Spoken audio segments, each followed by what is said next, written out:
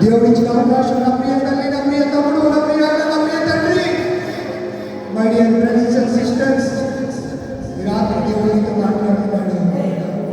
నేను నీకు ఇంత అవకాశం ఇచ్చాను నా కుమారుడా, నీకు ఎంత అవకాశం ఇచ్చాను నా కుమారుడే.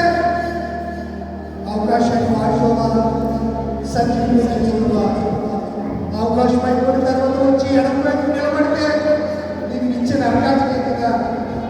ఆ ఆరంభానికి వెళ్ళడం ఆయన ఇష్టం లేదు కనుకనే ఆయన ఎంతోమంది ప్రవక్తల్ని మధ్య పంపిస్తున్నాడు. దాని తనకు వచ్చిన అవకాశాన్ని వారికి ప్రభుత్వం స్థుతించాడు. షడ్డుడు తనకు వచ్చిన అవకాశాన్ని వినియోగించుకుని ఒక నిరపరాధిని అడిగాడు, గోధుమ నుంచి పైకి తీసుకుని వచ్చాడు. రాజుతో మాట్లాడి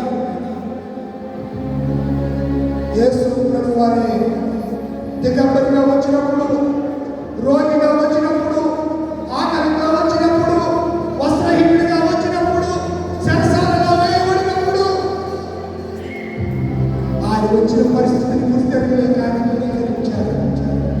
ఆయన వచ్చిన సమయానికి విలువలేదు. ఆయన ఇచ్చిన సమయాన్ని, ఆ తరుణాన్ని వినియోగించుకోలేకపోతే ఈరోజు ఎడమ వైపున నిలబడవలసిన పరిస్థితి వచ్చేసింది. నీకు నిత్య అగ్ని వెళ్ళిపోతావా? నిత్య జీవంలోకి ప్రవేశించి యుగ యుగాలు యేసుతో కలిసి సంతోషిస్తావా? తేల్చుకునే రాత్రి, నిర్ణయించుకునే రాత్రి, ఇదే మీకు అనుకూలమైన సమయం, ఇదే రక్షణ దినం. రేపు నీకు నాకు వచ్చేమో ప్రారంభిస్తుందా?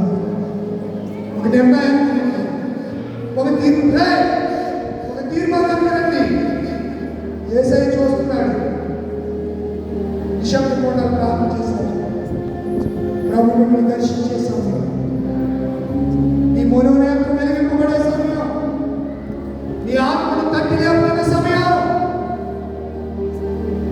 నిర్లక్ష్యంగా దేవుడికి భయం భక్తి లేనివాడుగా దానిలో ఉంటే మేకల మందలో ఉంటావు.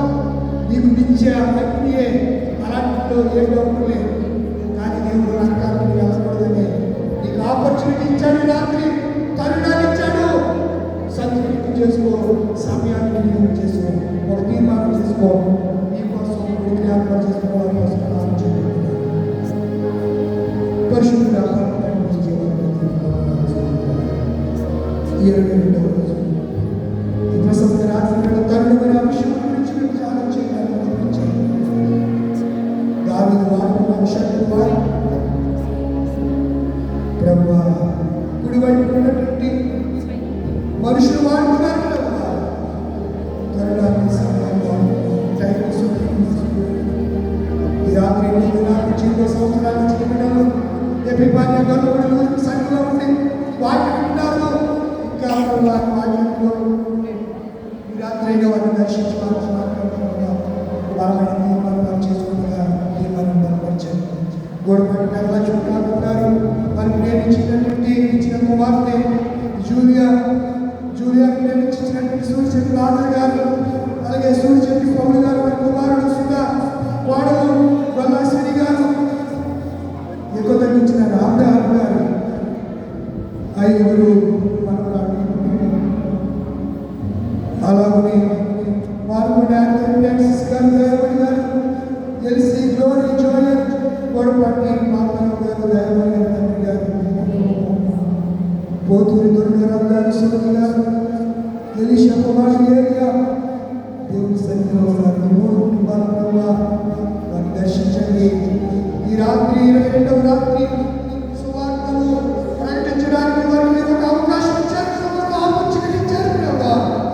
అవకాశాలు వారు సత్యం చేసుకోవడానికి ప్రకటించారు. 3 కుటుంబంలో ఉన్నటువంటి ఒక్కొక్కరి పేరు దీవించండి.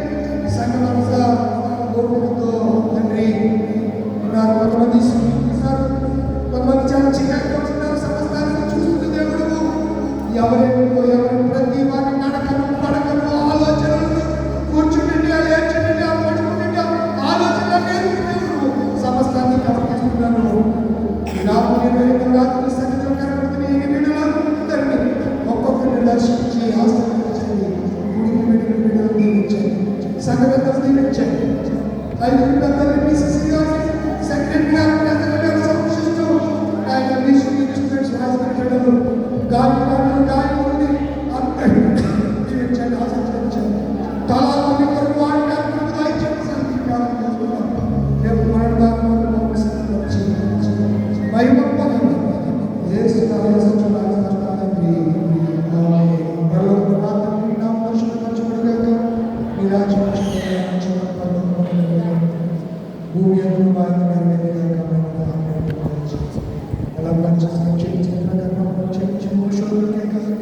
శత్రువులు తప్పించుకో రాజ్యం తండ్రి దేవుని ప్రేమ శిలువదారి మన రక్షకుడైన యేసుక్రీస్తు యొక్క కృపా కనికరము ప్రేమ పరిశుద్ధాత్మ కన్యల సహవాసం ఇప్పుడు ఎల్లప్పుడూ కూడి ఏర్పాటు చేసిన కుటుంబాలను కూడి వచ్చిన మనకు సన్మానానికి సదా కూడి ఉండి